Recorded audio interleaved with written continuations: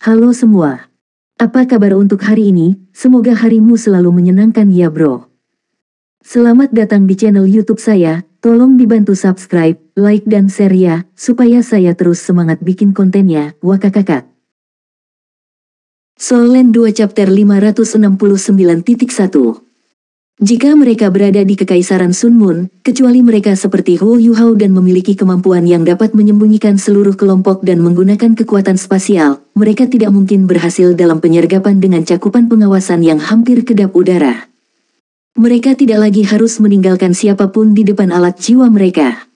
Mereka bisa menunggu sampai situasi Kekaisaran Dowling stabil sebelum mengirim seseorang kembali untuk mengklaimnya. Huo Yuhao meraih tangan Tang Wutong saat mereka melonjak ke langit dan terbang ke arah yang ditinggalkan oleh dua legiun insinyur jiwa itu.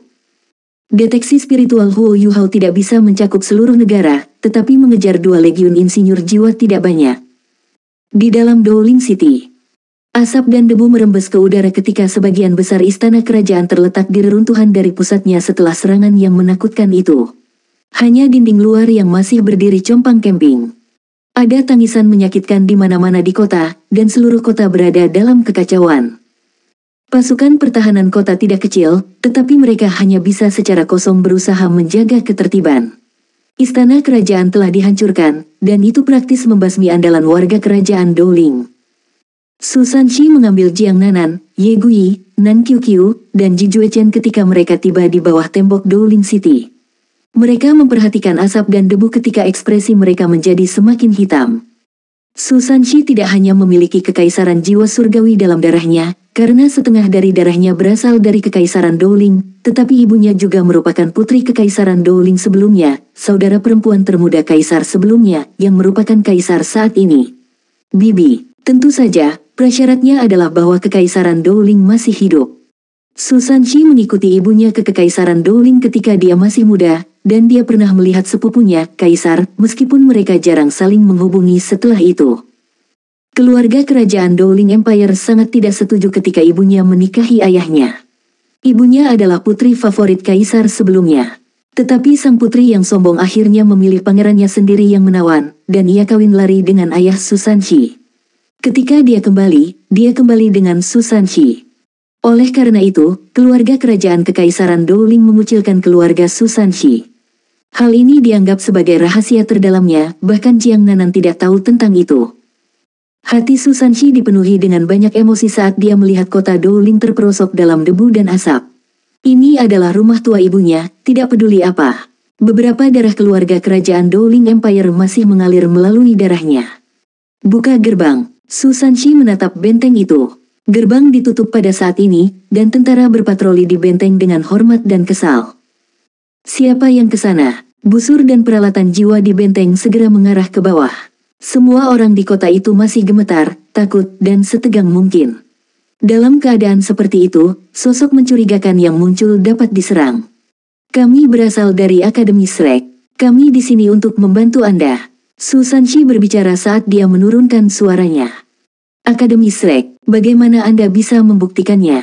Jenderal di tembok kota hampir tidak bisa membuatnya tenang. Su Sanxi mengangkat tangannya dan menunjukkan token identitasnya sebagai seorang siswa dari halaman dalam Akademi Shrek. Alat-alat jiwa teleskopik diperlukan untuk setiap kekaisaran, dan yang ada di tembok kota dengan cepat melihat identitasnya sebelum mereka membuatnya melemparkannya ke tembok kota. Su Sanxi khawatir dan tidak sabar, tetapi tidak ada yang bisa dia lakukan pada saat seperti ini, dan membuang tokennya dengan paksa. Token mencapai bagian atas tembok kota, di mana ia dengan cepat diverifikasi sebelum gerbang kota akhirnya dibuka.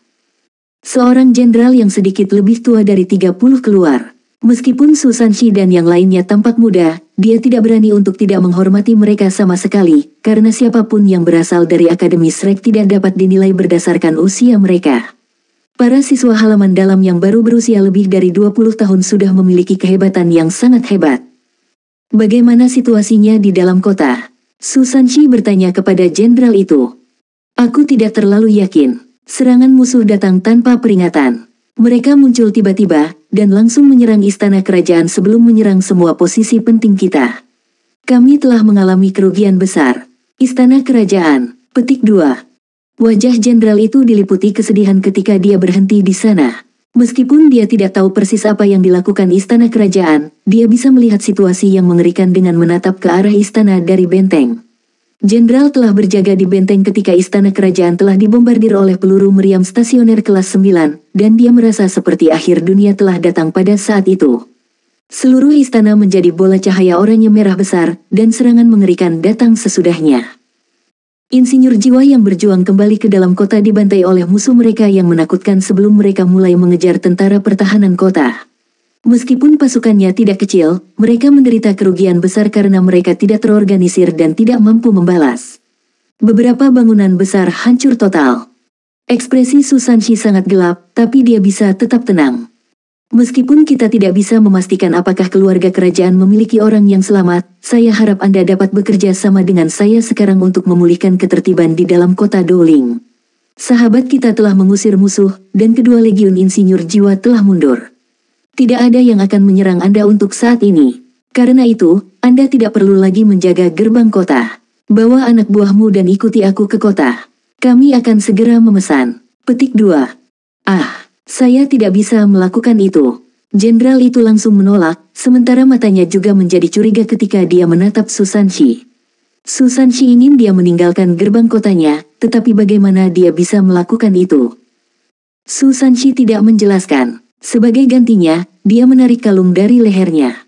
Rantai itu sendiri berwarna perak, dan sangat tipis, tetapi liontin yang tergantung di bawahnya sangat aneh. Itu adalah tanda emas yang samar, dengan 6 permata yang tertanam di permukaannya. Setiap permata memiliki bentuk dan ukuran yang berbeda, tetapi permata itu bersama-sama membentuk kata-kata, Dowling, dan juga memancarkan gelombang kekuatan jiwa yang lemah. Jenderal itu heran ketika dia melihat liontin ini. Dia memalingkan matanya kembali ke Susanshi sebelum dia berlutut. Salam, Pangeran. Pangeran, Jiang Nanan, Nan Qiuqiu, Ye Gui dan Ji Juechen semua terkejut ketika mereka mendengar kata itu. Sejak kapan Susanshi menjadi Pangeran Dowling? Tentu saja, mereka tidak tahu bahwa kaisar sebelumnya telah memberikan liontin ini kepada ibunya ketika dia adalah putri kesayangannya. Kalung ini adalah simbol keluarga kerajaan, dan juga simbol status dalam keluarga kerajaan. Kalung ini hanya bisa diberikan ketika pangeran mendapatkan gelar mereka, dan hanya ada beberapa liontin di dalam kekaisaran Dowling. Saat itu, liontin ini telah diberikan kepada ibu Susanshi karena dia disayang. Ini berarti bahwa kakek Susanshi telah memberi ibunya status yang tidak kalah dengan pangeran. Setelah itu, ketika ibu Susanshi kawin lari dengan ayahnya, liontin itu menjadi souvenir. Kaisar yang marah bahkan ingin mengambilnya kembali, tetapi ibu Susanshi telah menyembunyikannya dengan sangat baik. Dia tidak ingin menyerahkannya, apapun yang terjadi, dan mengklaim bahwa dia ingin menyimpannya sebagai souvenir. Pada akhirnya, itu menjadi bagian dari properti Susanshi setelah dia dewasa. Bahkan Susanshi sendiri tidak pernah membayangkan bahwa dia akan menggunakan liontin ini suatu hari. Bagaimana dia takut hari ini? Tetapi pada saat seperti ini, darah keluarga kerajaan Dowling Empire mengalir di tubuhnya. Dia harus bertanggung jawab. Susanshi mengambil kalung itu dan mengembalikannya ke lehernya. Dia merendahkan suaranya dan berkata, dengan tenang, "Urusan kita sangat mendesak. Ikuti saya ke kota segera, dan tarik pasukan pertahanan kota sehingga kami dapat menjaga ketertiban internal. Kami tidak bisa membiarkan Dowling City turun ke kekacauan lagi, tidak peduli apa. Kami tidak bisa membiarkan lebih banyak orang mati." Petik 2. Iya, sang jenderal dengan cepat bangkit, dan matanya yang semula kosong dan sedih bertepi dengan percaya diri. Meskipun dia tidak tahu siapa pangeran ini, dan dia belum pernah melihatnya sebelumnya, setidaknya seseorang dari keluarga kerajaan kekaisaran Dowling masih ada. Ini berarti bahwa masih ada harapan. Selama Dowling City tidak jatuh ke dalam kekacauan yang tidak dapat diubah, masih ada kesempatan untuk membalikkan keadaan. Jenderal segera memberi perintah, dan menarik 1.500 tentara dari 2.000 yang bertanggung jawab untuk menjaga tembok kota. Dia memimpin mereka secara pribadi ketika mereka mengikuti Susanshi dan yang lainnya ke kota. Dowling City benar-benar perlu distabilkan pada saat seperti ini. Susanshi mengungkapkan identitasnya dan memasuki kota Dowling untuk memulihkan ketertiban di sisi ini. Di sisi lain, Huo Yuhao dan Tang Wutong menyusul kedua legiun insinyur jiwa itu. Mereka bisa melihat formasi mereka yang ketat dan rapi di kejauhan. Huo Yuhao menghela nafas dalam ketika dia berbalik ke arah Tang Wutong dan berkata, Kekaisaran Sun Moon jauh lebih baik dalam melatih, memelihara, dan memerintah para insinyur jiwa mereka daripada kita. Lihatlah formasi mereka, dan alat jiwa mereka yang terkait. Mereka jauh lebih maju dari kita. Mereka hidup sesuai dengan nama mereka sebagai Legiun Insinyur Jiwa Peringkat Binatang. Petik 2. Tang Wutong berkata, lalu apa yang kita lakukan? Saya pikir itu tidak mungkin bahwa kita dapat menjaga mereka di sini dalam keadaan mereka saat ini. Alat jiwa yang terhubung benar-benar terlalu menjengkelkan.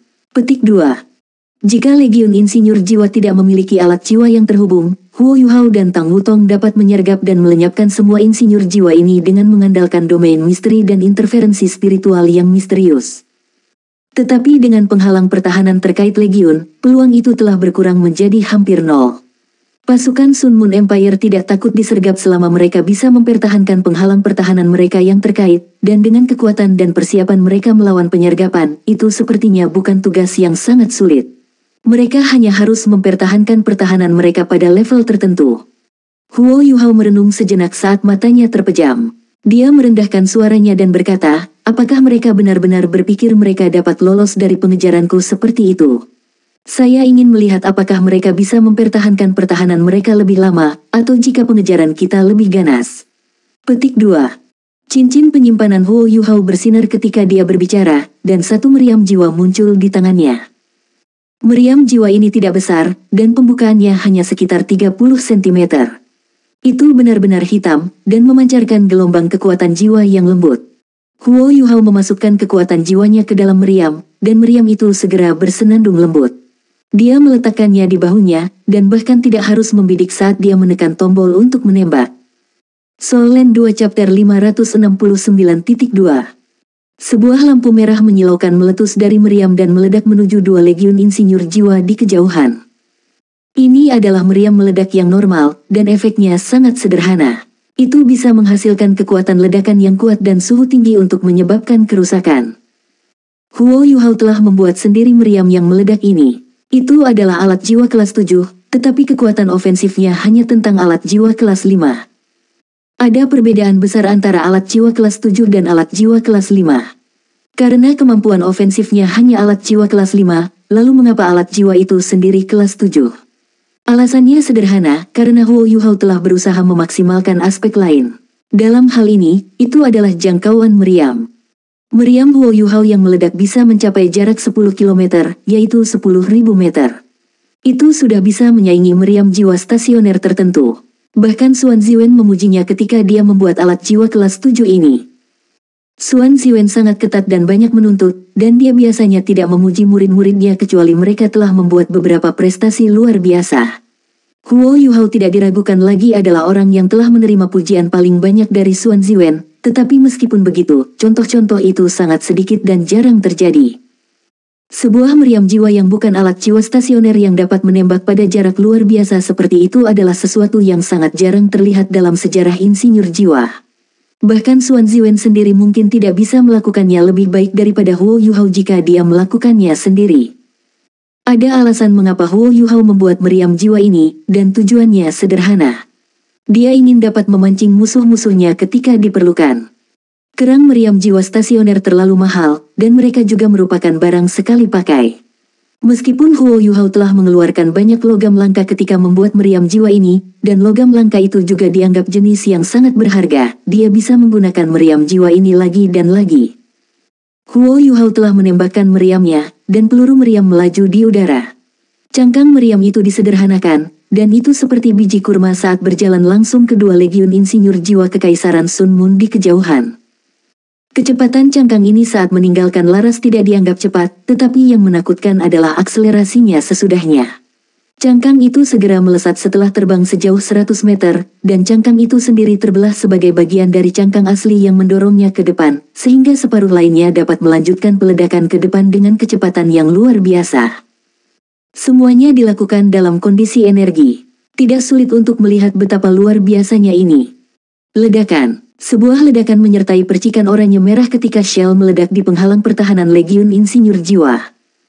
Ketika Huo Yuhao dan Tang Wutong telah menyergap dua legiun sebelum ini pada awalnya, para insinyur jiwa yang selamat tidak benar-benar tahu apa yang terjadi. Setelah serangan mendadak Huo Yuhao yang hampir membunuh Xia Xuanchen, dan selain penurunan tajam dalam jumlah, mereka akan menjadi bodoh jika mereka tidak tahu apa yang terjadi dalam keadaan seperti itu. Oleh karena itu, para insinyur jiwa ini sangat tegang bahkan ketika mereka mempertahankan penghalang pertahanan terkait mereka saat terbang ke depan. Ketika satu meriam tempurung jiwa meledak di penghalang pertahanan mereka, reaksi pertama hampir setiap insinyur jiwa adalah untuk meningkatkan penghalang pertahanan terkait mereka ke tingkat tertinggi yang mungkin. The Evil Tyrant Legion bukan satu-satunya, bahkan Imperial Dragon Legion berperilaku dengan cara yang sama. Hambatan defensif terkait dua legiun insinyur jiwa segera terbentuk, dan mereka bahkan mulai mengisi alat jiwa ofensif terkait mereka sehingga mereka bisa siap untuk menyerang kapan saja. Reaksi mereka sangat cepat, semua sangat benar dan tepat. Su Tianyuan dan Xia Xuanchen, sebagai komandan legiun itu, tidak bisa menemukan masalah dengan tanggapan mereka sama sekali. Tapi masalah memang muncul. Masalah ini sederhana dan langsung, di mana musuh. Satu meriam jiwa ditembakkan, tetapi mereka tidak dapat menemukan jejak musuh mereka sama sekali. Selain itu, serangan itu hanyalah serangan meriam jiwa sederhana yang tidak melakukan apapun pada mereka sama sekali. Kekaisaran Sun Moon hampir membuat meriam meledak, karena alat jiwa itu tidak memiliki karakteristik khusus sama sekali. Hanya kota-kota tertentu yang akan menggunakan meriam meledak untuk pertahanan, dan secara umum, Legiun Insinyur Jiwa peringkat binatang jarang menggunakannya. Mereka lebih suka senjata yang lebih merusak seperti meriam menusuk, yang lebih efektif melawan pelindung jiwa, atau meriam pembusukan dan yang lainnya. Mereka berhenti di udara selama hampir 5 menit, dan alat jiwa mereka yang terhubung dipertahankan pada tingkat setinggi mungkin dari awal hingga akhir. Tetapi musuh mereka tidak pernah muncul. Huo Yuhao memegang tangan Tang Wutong, dan memegang meriamnya yang pecah. Seringai dingin muncul di wajahnya saat Tang Wutong menatapnya dengan bingung. Apa yang sedang kamu lakukan? Huo Yuhao menjawab, saya hanya memberitahu mereka bahwa saya ada di sini, sehingga mereka akan lebih berhati-hati dan lebih waspada. Tang Wutong sangat cerdas, dan dia segera mengerti apa yang ingin dikatakan Huo Yuhao setelah perenungan sesaat. Kamu membuat mereka mempertahankan kondisi puncak mereka setiap saat. Kamu sangat jahat. Petik 2. Huo Yuhao berkata, aku jahat. Mereka juga bukan orang baik. Hai, aku bertanya-tanya bagaimana kabar Dowling City. Saya berharap saudara senior ketiga dan yang lain dapat membantu menstabilkan situasi di sana. Setidaknya, saya berharap mereka dapat menjaga ketertiban internal. Petik 2. Tang Wutong mengeluh, skema mereka sangat kejam dan licik. Jika elit Dowling Empire di garis depan mencari tahu tentang istana kerajaan mereka, mereka mungkin akan keluar dari kota Shrek untuk pertikaian dengan Kekaisaran Sun Moon. Jika mereka melakukan itu, mereka akan jatuh ke dalam perangkap Juzi. Juzi sangat pandai dalam hal ini. Petik 2. Huo Yuhao mengangguk tanpa suara. Dia juga lebih khawatir tentang apa yang dikhawatirkan Tang Wutong. Rencana Juzi hanya membuatmu tak berdaya mencoba menggagalkannya. Tidak peduli apa, kita harus melenyapkan Legiun Insinyur Jiwa ini sebelum yang lain. Kita tidak bisa melawan Kekaisaran Sun Moon di medan perang terbuka lagi, jadi satu-satunya hal yang bisa kita lakukan adalah melemahkan pasukan mereka terus-menerus. Mereka dapat menghasilkan banyak alat jiwa, tetapi melatih elit dan insinyur jiwa yang luar biasa membutuhkan waktu. Selama kita bisa melemahkan kekuatan insinyur jiwa mereka terus-menerus, harinya akan tiba ketika Kekaisaran Sun Moon tidak lagi begitu tangguh. Petik 2. Kedua legiun menyadari bahwa mereka telah ditipu ketika Huo Yuhao berbicara, dan mereka melanjutkan perjalanan. Bukannya mereka tidak ingin mencari mereka, tetapi Huo Yuhao dan Tang Wutong terlalu kuat. Mereka tidak berani bubar sama sekali. Mereka hanya bisa memastikan keselamatan mereka dengan mempertahankan penghalang pertahanan terkait mereka, tetapi itu berarti bahwa mereka harus terus mengeluarkan kekuatan jiwa. Mereka sudah bertarung kembali di Lingdou City. Tidak peduli berapa banyak elit yang dikerahkan Kekaisaran Dowling, bagaimanapun, Dowling City adalah ibu kota kekaisaran, dan masih harus dipertahankan sampai batas tertentu. Dua legiun peringkat binatang sudah menghabiskan cukup banyak kekuatan berurusan dengan tentara pertahanan kota. Mereka menderita serangan Huo Yuhao dan Tang Wutong setelahnya, dan segera mundur. Mereka tidak memiliki istirahat yang layak dari awal sampai sekarang. Paling tidak, mereka harus terus terbang. Kekuatan jiwa seorang insinyur jiwa sangat terbatas. Bahkan di dunia master jiwa, tidak banyak yang bisa meregenerasi kekuatan jiwa mereka dalam pertempuran seperti yang bisa dilakukan Huo Yuhao, sampai-sampai terbang sama sekali bukan masalah baginya. Bahkan Titlet Douluo masih harus mengeluarkan energi ketika mempertahankan kecepatan penerbangan yang tinggi, belum lagi fakta bahwa sebagian besar insinyur jiwa di dua legiun hanya memiliki sekitar 4 cincin jiwa. Mereka mengandalkan alat jiwa tipe terbang, botol susu, dan peralatan lainnya untuk terus terbang dalam waktu lama. Tetapi periode ini pada akhirnya terbatas, tidak peduli berapa lama mungkin, belum lagi fakta bahwa mereka harus mempertahankan penghalang pertahanan mereka yang terkait juga. Oleh karena itu, ekspresi kedua komandan pasukan legion menjadi gelap ketika mereka menyadari bahwa musuh mereka tidak muncul. Mereka mengerti apa yang dilakukan musuh mereka. Ada taktik yang sangat sederhana namun efektif di medan perang, dan itu adalah pelecehan. Pelecehan berarti Anda tidak bisa pergi secepat mungkin. Pelecehan berarti Anda harus menjaga kewaspadaan, dan Anda tidak punya kesempatan untuk beristirahat sama sekali. Itu bukan masalah bagi insinyur jiwa tingkat atas, tetapi bawahan mereka tidak bisa melakukan itu. Kekuatan jiwa mereka akan sepenuhnya dikeluarkan dengan waktu yang cukup, dan ketika saatnya tiba ketika mereka tidak dapat mempertahankan formasi pertahanan mereka yang terkait, maka mungkin akhir dunia mereka akan tiba. Apa yang harus kita lakukan, Saudara Xia? Su Tianyuan berbisik pada Xia Xuanchen. Dia tidak ingin anak buahnya mendengarnya, karena tidak semua orang mengerti situasi sulit yang mereka hadapi. Ekspresi Xia Xuanchen hitam. Aku khawatir kita dalam banyak masalah, Saudara Su. Musuh kita kuat dan teliti. Karena mereka telah memilih untuk melecehkan kita seperti ini, maka mereka pasti akan terus melakukannya. Satu-satunya hal yang dapat kita lakukan adalah melestarikan kekuatan jiwa sebanyak mungkin, dan menempatkan jarak sejauh mungkin antara kita dan kota Douling. Setelah itu, kita harus mencari tempat untuk beristirahat. Petik 2. Su Tianyuan bertanya, apakah kamu mengatakan bahwa kita harus menemukan daerah yang relatif terpencil, dan satu legiun akan berjaga sementara legiun lainnya beristirahat, sehingga kita dapat memungkinkan orang-orang kita untuk memulihkan kekuatan jiwa mereka? Xia Xuanchen mengangguk dan berkata, itu satu-satunya pilihan kami. Keduanya sangat tangguh, dan mereka mampu melompati ruang. Kita mungkin tidak dapat menghentikan mereka bahkan jika kita membuat jebakan, dan kita harus membayar harga yang lumayan untuk upaya itu. Saat ini, kami hanya bisa bersikap konservatif, dan terus melakukan ini selama kami bisa. Selama kita bisa membiarkan saudara-saudara kita pulih terus-menerus sehingga mereka dapat mempertahankan kekuatan tempur mereka, saya percaya mereka berdua akan mundur, diberikan waktu yang cukup. Petik 2. Su Tianyuan meninju telapak tangannya saat dia berbicara dengan ekspresi marah. Kami terlalu tertahan. Jika saya pernah menangkap dua orang itu, saya akan merobek tubuh mereka menjadi jutaan keping.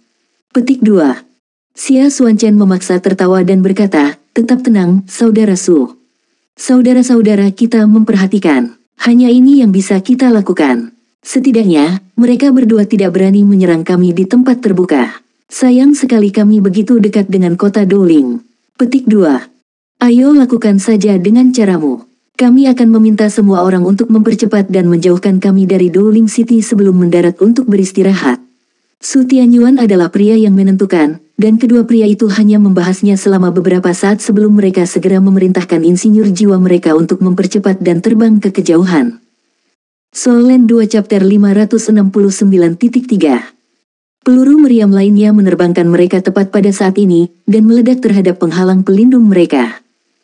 Keadaan tegang dan sensitif dari dua legiun insinyur legiun tidak bisa diselesaikan dalam beberapa saat. Mereka hanya mempercepat ketika secara tidak sadar mereka melepaskan pertahanan terkait mereka untuk meningkatkan kekuatannya, dan gerakan mereka kemudian berhenti. Di sana, Shell datang dari sana. Mengapa komandan tidak memerintahkan kita untuk menyerang? Meskipun para insinyur jiwa tidak bisa melihat Huo Yuhao dan Tang Wutong, mereka masih bisa tahu dari mana asal meriam itu. Mereka adalah anggota Legiun Insinyur Jiwa peringkat binatang, dan mereka biasanya sangat arogan dan penuh dengan diri mereka sendiri. Insinyur jiwa ini mulai menjadi sangat marah setelah Huo Yuhao memprovokasi mereka untuk kedua kalinya. Tetap tenang, semuanya. Imperial Dragon Legion tidak akan menggunakan penghalang pertahanan terkait mereka. Evil Tyrant Legion akan terus mempertahankan penghalang mereka. Abaikan semua serangan dan terus terbang ke depan. Petik 2. Xia Xuanchen dengan tenang memberi perintah. Dia sangat jelas bahwa musuhnya, yang berada dalam bayang-bayang, berharap untuk melihat mereka jatuh berantakan. Musuhnya berharap melihat mereka menyerang. Kekuatan jiwa insinyur jiwa akan dikonsumsi bahkan lebih cepat jika mereka menggunakan alat jiwa ofensif terkait mereka. Musuhnya akan mencapai tujuannya jika itu terjadi, sementara serangan mereka yang terkait pasti akan sia-sia. Xia Xuanchen telah berbenturan langsung dengan mereka berdua sebelumnya, dan dia sangat jelas tentang seberapa kuat mereka. Mereka setidaknya Douluo Transcendent, dan mereka tidak mungkin Douluo Transcendent yang normal. Jika dia tidak memiliki batu kristal misterius itu, dia akan terluka parah bahkan jika dia tidak terbunuh segera. Selain itu, mereka juga memiliki kemampuan penyembunyian yang menyeramkan dan penguasaan atas kekuatan spasial, yang memaksanya untuk berhati-hati dan teliti. Mereka berada dalam banyak masalah jika salah satu dari mereka bahkan menjadi Ultimate Douluo, dan orang itu mungkin bisa melenyapkan mereka semua jika dia melepaskan kekuatan penuhnya. Karena itu, mempertahankan pertahanan mereka adalah suatu keharusan, tetapi melestarikan kekuatan jiwa mereka juga merupakan suatu keharusan. Karena lawan mereka tidak berani melakukan serangan frontal, itu berarti bahwa musuh-musuhnya tidak percaya diri menerobos dengan memaksa serangan. Saat ini, mereka berlomba untuk melihat siapa yang lebih sabar. Ya, mereka berlomba dengan sabar. Huo Yuhao juga sangat sabar. Dulu ketika dia berlatih sebagai bagian dari rencana tentara tertinggi, bersaing dengan kesabaran adalah salah satu aspek pelatihannya yang sangat penting. Dia juga menunggu untuk melihat siapa yang lebih sabar. Dia bersabar seperti orang lain. Huo Yuhao menembak sekali, dan kemudian mengubah sudut sebelum dia menembak lagi. 10 km sudah pasti aman. Musuh Huo Yuhao adalah target besar, dan musuhnya tidak bisa mengunci posisinya. Ini membuat mereka target latihan yang sempurna, dan musuhnya akan memiliki masalah jangkauan jika mereka ingin memukulnya. Musuhnya tidak mungkin menyentuhnya tanpa menggunakan peluru meriam jiwa yang tidak bergerak, dan peluru semacam itu sangat jelas ketika mereka ditembakkan. Huo Yuhao dan Tang Wutong akan memiliki waktu yang cukup untuk menghindar bahkan jika musuhnya menggunakan peluru meriam jiwa stasioner kelas 9. Karena itu, keselamatan mereka tidak menjadi masalah. Apa yang harus dilakukan Huo Yuhao dalam keadaan seperti itu adalah terus melecehkan musuhnya sehingga ia bisa membuat iritasi sebanyak mungkin 2 legiun insinyur jiwa itu. Huo Yuhao menjalankan rencananya saat dia menembakkan meriam setiap 1 atau 2 menit.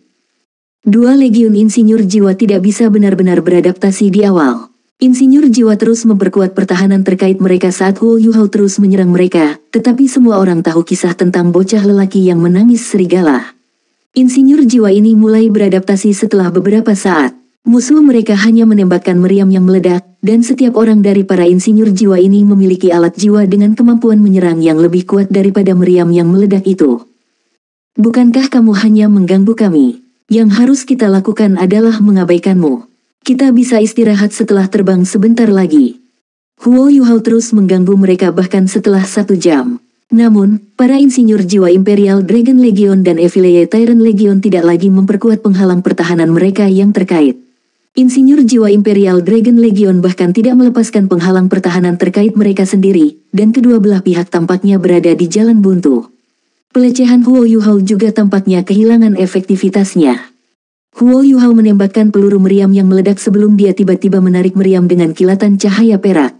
Meriam jiwa baru lainnya tiba-tiba muncul di bahunya pada saat berikutnya. Meriam jiwa ini berbeda dari meriam yang meledak. Pertama, itu lebih lama. Meriam jiwa ini lebih dari 3 meter, dan bahkan kerangka panjang Huo Yuhao tampak tidak terkoordinasi ketika dia membawanya di bahunya. Kedua, gaya meriam ini berbeda. Meriam jiwa ini tampak seperti tombak panjang. Ujung tombak ada di bagian depan, sedangkan bagian belakangnya terlihat seperti payung, seperti ujung pistol, dan kemudian ada tombak. Hanya bagian di bahu Huo Yuhao yang tampak lebih tebal. Ketika Huo Yuhao menanamkan kekuatan jiwanya ke dalamnya, seluruh meriam jiwanya memancarkan warna hijau gelap yang aneh. Lingkaran demi lingkaran rona hijau gelap menjalar ke depan sebelum semua cahaya terkonsentrasi di ujung meriam. Lampu hijau itu dalam, dan orang bisa melihat dengan lebih cermat bahwa sebenarnya ada lubang hitam kecil yang muncul di ujung alat jiwa ini. Lubang hitam ini bukan jenis yang menelan segalanya. Sebaliknya, itu adalah fenomena yang akan terjadi ketika udara hancur. Biasanya, kekuatan dan kecepatan ofensif dapat merobek udara ketika mereka mencapai tingkat tertentu, dan fenomena ini akan muncul. Tetapi ruang yang telah dihancurkan akan dengan cepat menutup kembali bersama-sama, sementara ruang yang rusak yang terjadi sekarang adalah terus-menerus. Sepertinya luka itu tidak akan menutup sama sekali. Tang Wutong adalah murni seorang guru jiwa, dan dia sama sekali tidak mengerti tentang insinyur jiwa. Tapi meski begitu, dia bisa merasakan betapa mengerikannya alat jiwa ini. Huo Yuhao tidak menembak dengan santai kali ini. Sebaliknya, dia mengaktifkan deteksi spiritual ketika dia mengangkat meriam jiwa itu ke bahunya dan membidik. Dia berbagi deteksi spiritual dengan Tang Wutong, dan dia secara alami bisa melihat siapa yang dia tuju, salah satu insinyur jiwa Imperial Dragon Legion, yang berada di lingkaran dalam dan beristirahat. Cih, ledakan yang menusuk telinga bisa terdengar saat sinar hijau gelap meledak. Huo Yuhao melepaskan tangan Tang Wutong di saat yang tepat sebelum dia menembak, dan tubuhnya melesat ke depan seperti sambaran petir. Huo Yuhao menyeberang beberapa ribu meter dalam beberapa detik saat ia terbang maju dengan kecepatan penuh, dan ia mendekati penghalang jiwa pertahanan musuhnya.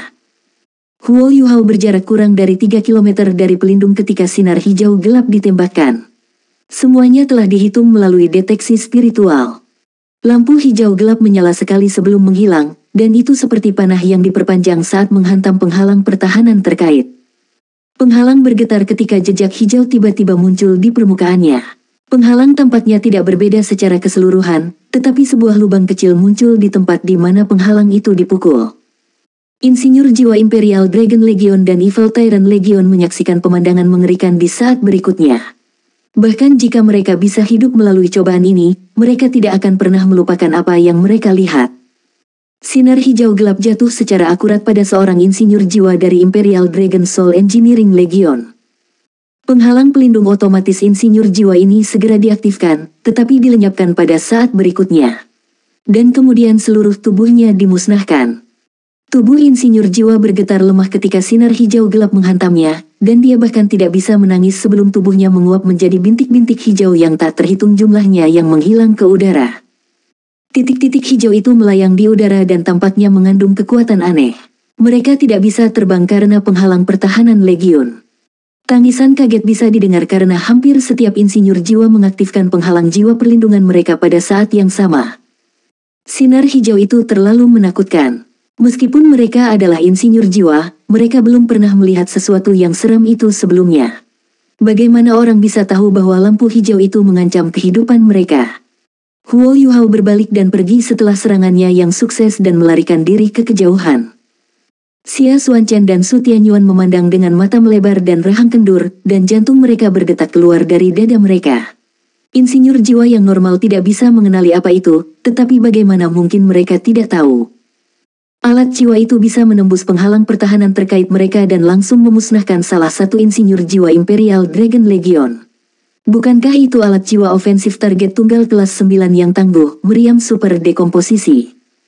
Saat itu, Huo Yuhao telah meyakinkan Xuan Ziwen dengan meriam dekomposisi kelas 8. Yang dia gunakan bukanlah meriam kelas 9. Itu adalah meriam dekomposisi kelas 9. Meriam dekomposisi sangat menakutkan tidak peduli apa kelas mereka. Siapapun yang terkena hampir tidak memiliki kesempatan untuk bertahan hidup.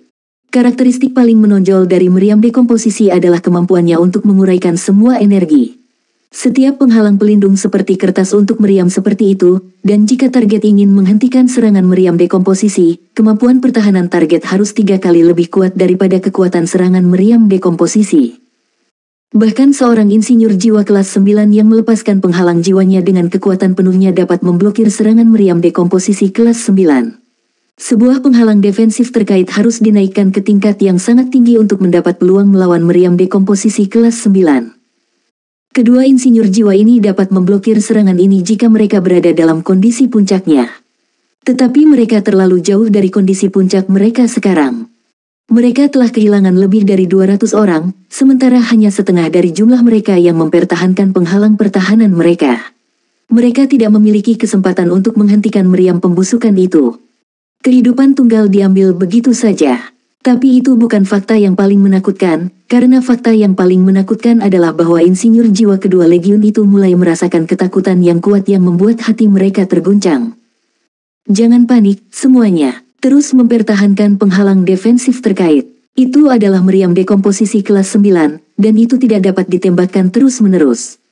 Bahkan insinyur jiwa kelas 9 hanya bisa memecatnya sekali sehari. Xia Xuanchen tidak ragu saat dia berteriak pada insinyur jiwanya. Meskipun meriam dekomposisi tidak dapat digunakan terus-menerus, Xia Xuanchen menyemburkan omong kosong ketika dia mengklaim bahwa meriam hanya bisa ditembakkan sekali sehari. Tetapi dia tidak punya pilihan selain membuat klaim itu, karena pasukannya akan hancur berantakan sebaliknya. Su Tianyuan melirik Xia Xuanchen. Dia tidak menghentikannya, tetapi ekspresinya berubah semakin gelap.